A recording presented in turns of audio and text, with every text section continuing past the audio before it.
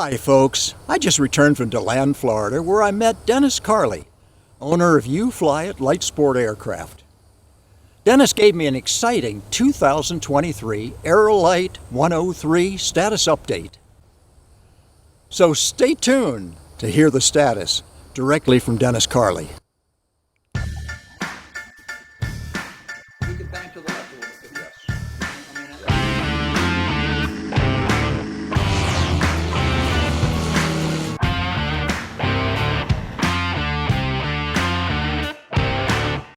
Well, hi, folks. We're here in Deland at youflyit.com, and I've got Dennis Carley here with me, and he's going to give you a little update on what's been going on in the last 6, 8, 9 months or so since we last spoke. So, Dennis, what has been going on? Well, a lot. We're still crazy busy, full speed ahead. Every day we come in here, no slowdown with demand. We have still a long lead time for both kit and ready to fly. We're up to 11 employees now.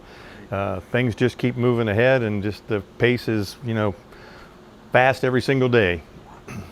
Basically, how has this thing exploded in volume here? Well, as you know, we bought this company, the Aerolite design rights and all the tooling and everything 11 years ago now. Mm-hmm. In that period of time, we've expanded from 2 employees or 3 employees and now up to 11. We have reached a point where we're putting out somewhere between 40 and 60 kits and ready to fly airplane, combination of those 2 per year. That has steadily gotten more and more every single year. Like everybody in a manufacturing industry, the COVID nonsense decimated the supply chain and caused all kinds of problems, but that has recovered a little bit. It's not back to what it should be, but it has recovered a little bit, so that's helped us to catch up and clear out some of the backlog. We've got projects that you've seen that we've been working on in the past. We never seem to have time to devote to them to get them to completion, but the single seater that we've produced all these years is still going strong, still available as a kit or ready to fly. There's lots of different engine and airframe options to go along with that.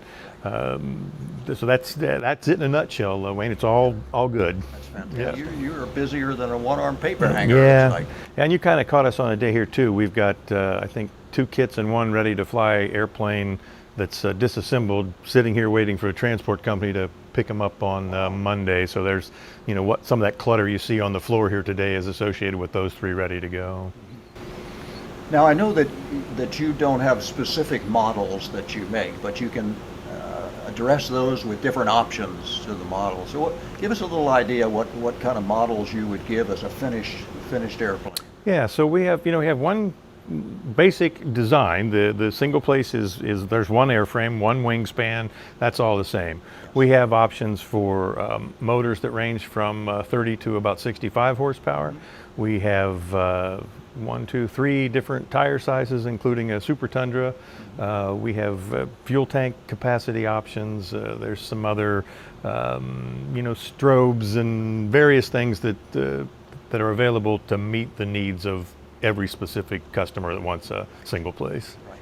Yeah, and the vast majority of our owners prefer to build and fly as an ultralight. Right. Now that's very appealing to a lot of guys that have been around this type of aviation for a while. But we do have some that want to certificate it as experimental amateur built. Mm-hmm. It does meet the 51% requirement, so if you want to do that, you can. We've had many customers that have done that. We've done it in-house and certificated them as experimental as well. So if that is something a customer wants to do, they can do that.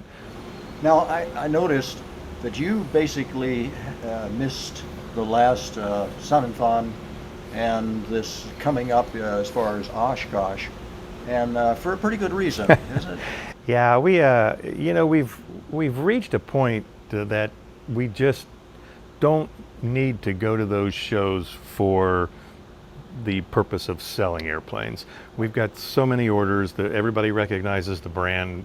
Pretty much everybody in the country has seen one at one point in a time or another. Right. So we made a decision earlier this year that we were not going to take the time that it requires to get things ready and go to those shows and set up and travel back and forth. We were just going to use that time to devote it to sending more kits and airplanes out the door. We had, Sun and Fun fairly close. It's an hour and a half, couple hour drive from here. So we did have quite a few people during that week that went to the show. Some contacted us prior to, some during that week, and they came over here. Sure. And frankly, they were all pleased that they were able to see firsthand inside here, which you don't get a chance to do at the shows. So. Gosh, that's great. Well, I've known you for a few years. Had the pleasure of filming you flying and Yep. a lot of different things like that. And I know that you make a quality airplane. You cross all the T's, dot all the I's. You make it right. And if anybody has any concerns about these 103s, they just need to come around here and see how you build these and the effort you put into that. Yeah, we do get a lot of compliments and feedback from the shows and from people coming in here when they can physically come in and look at it and see how it is made and how the jigs are set up to make it. They know that every part we've made for the last 11 years is the same, and it all goes together and fits and works like it's supposed to. Exactly.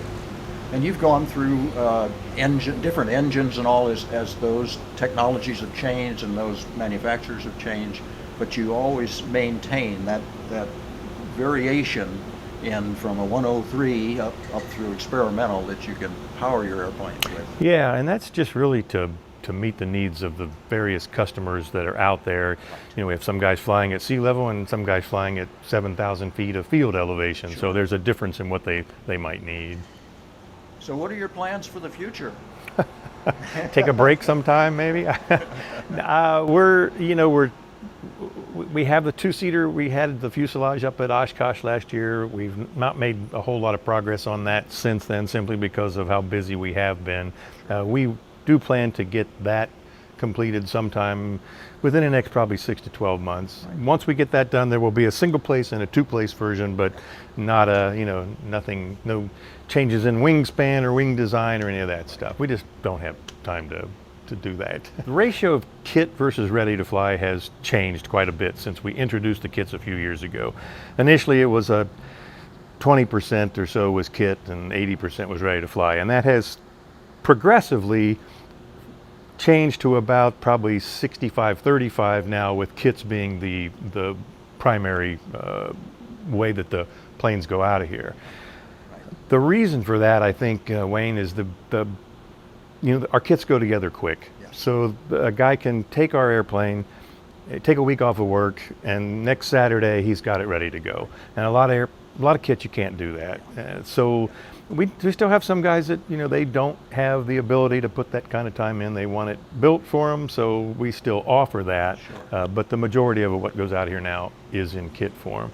And we've kind of shifted our focus to, probably within the next 12 months, maybe a little bit sooner than that, we're going to have a couple individuals who have been in this industry for a long time, have put lots of airplanes together, dealers for us that are going to take over doing the bulk of the ready-to-fly assemblies. So we will produce the kits and stuff in-house, they'll pick that up, supply it, or put it together as a ready-to-fly, and then it will go from there to the customer as a ready-to-fly. So this is like a factory authorized?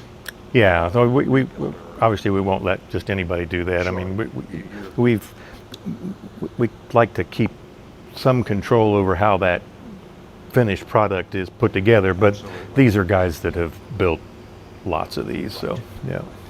Dennis, thank you very much for giving us You're an welcome. update. You're quite welcome. It's always a pleasure. Yeah. And well, folks, stay tuned. We'll be back next year. Bye. If you enjoyed this video, hit the like button. Subscribe if you haven't, and as always, I appreciate your comments. Until next time, take care.